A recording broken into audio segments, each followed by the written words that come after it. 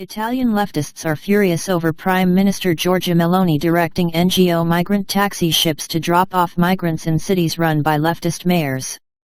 Alongside the new regulations for migrant taxi ships as part of a recent security decree, the Meloni government has begun to direct vessels picking up migrants in the Mediterranean to ports further away from the search and rescue (SAR) area, often to cities run by leftist mayors. The new policy has sparked protests from the left establishment Democratic Party, PD, and the city mayors themselves, arguing the measures are punitive despite the supposed benefits of diversity and immigration, Giornale reports.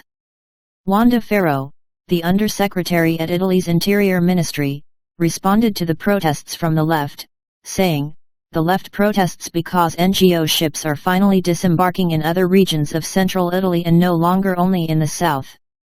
Evidently, on the left, they would like to transform Calabria and Sicily into the refugee camp of Europe, a completely unacceptable prospect."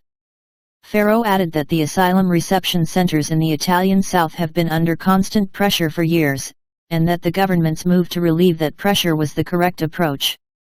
She also rejected complaints from migrant taxi NGOs who are forced to travel days from the SAR area, observing that no one is shocked when the same ships keep refugees at sea for weeks waiting to pick up more migrants.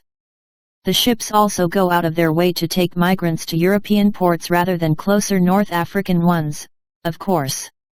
Perhaps the left suffers from a sort of NIMBY not in my backyard syndrome, preaching welcome as long as it is away from their backyard, Ferro suggested.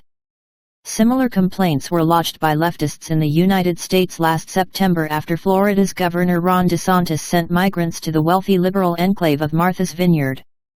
The new Italian regulations toward migrant taxis were put into effect earlier this month and could see heavy fines and possible seizures of the ships of NGOs that do not comply with them. Several of the NGOs have expressed dissatisfaction over the new rules, and have called on the European Union and others to challenge the Italian government, although the EU has so far declined to get involved. Among other rules, the Italian government requires civilian rescue ships to immediately head to Italy after each rescue.